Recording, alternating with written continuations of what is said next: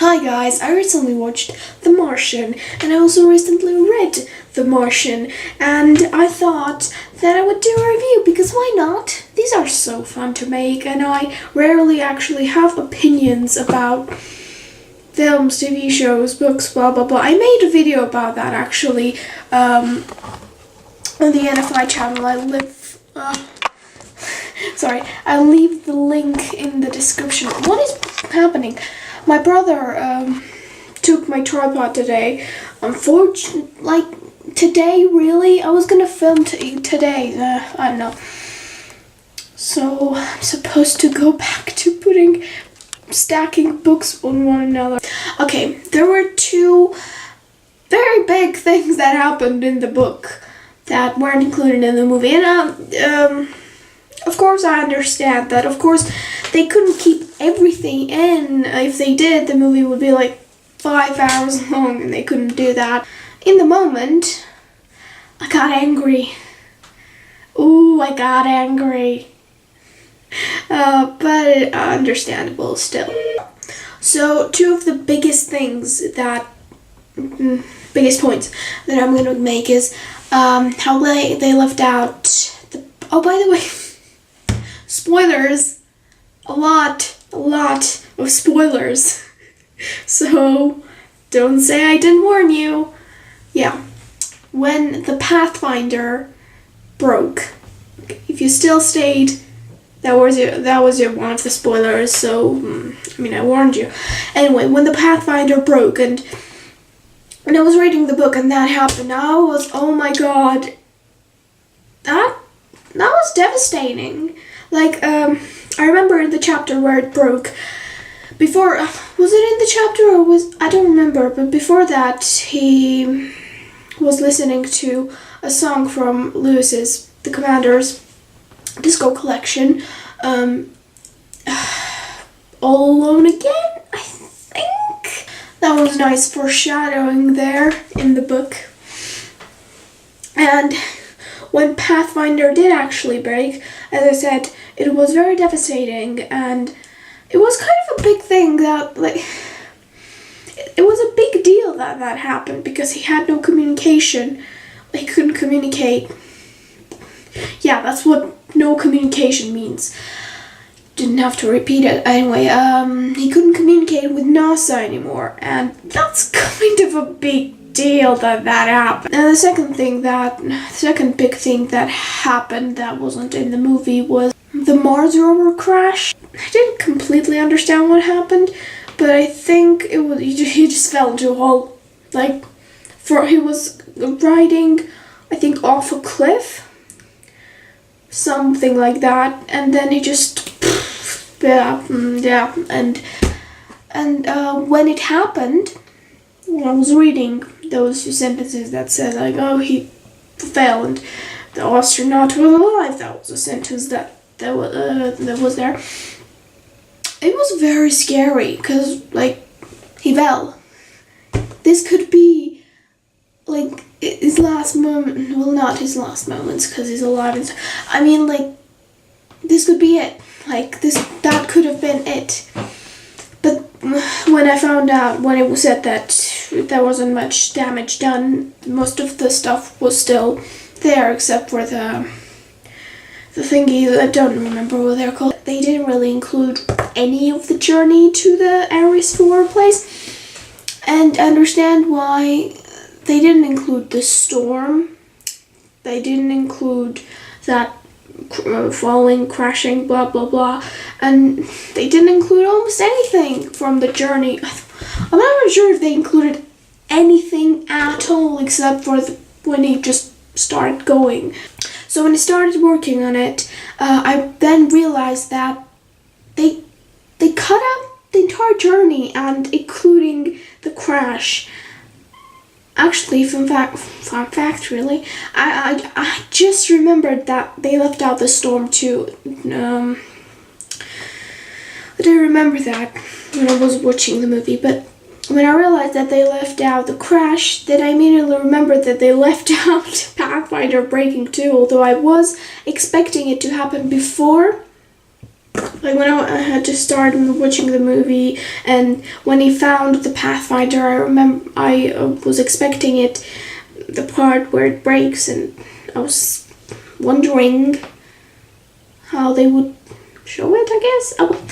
The thing is, like, I guess I was looking forward to it, but I wasn't really, because that was like wasn't like I didn't enjoy seeing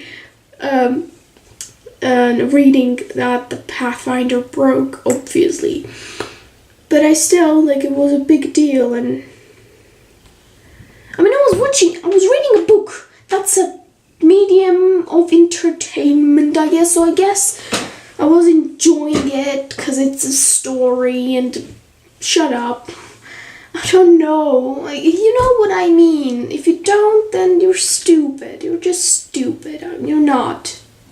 You're really not. What am I saying? What I'm saying is that I didn't realize that that they left out the Pathfinder breaking until I realized that they left out the Mars rover crashing.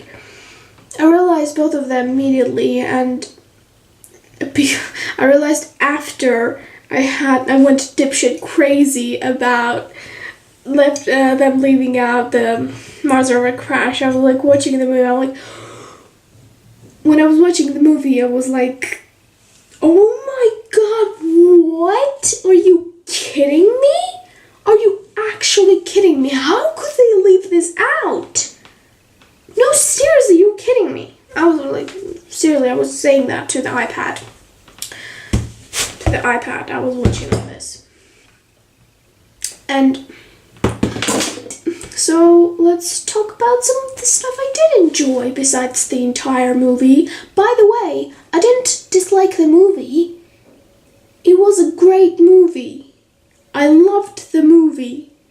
Loved it. I didn't dislike it at all, except, god damn it, I didn't dislike it 100% and I didn't like it 100%. That's how things work. Anyway, so let's move on to some things that I particularly liked. When it was close to the end and he was about to leave already, and his crew was already getting close, and you know, when it was about to be saved, and we see him with a beard and long hair. Well, the hair wasn't that long, to be honest.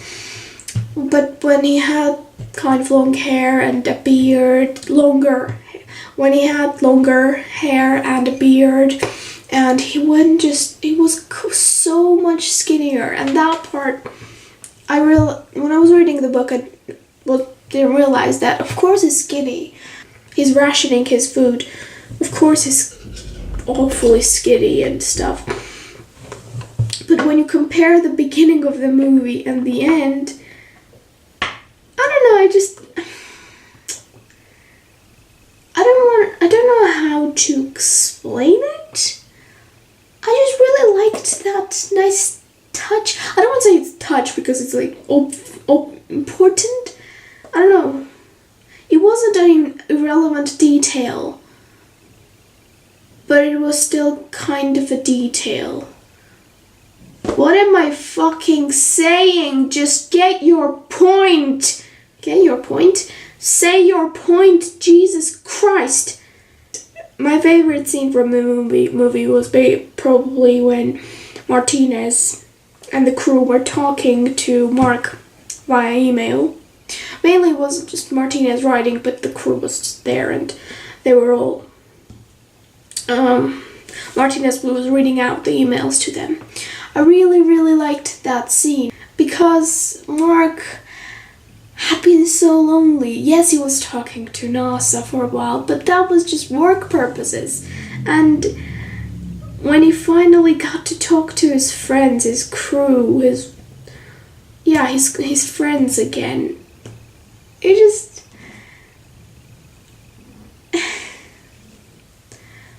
very...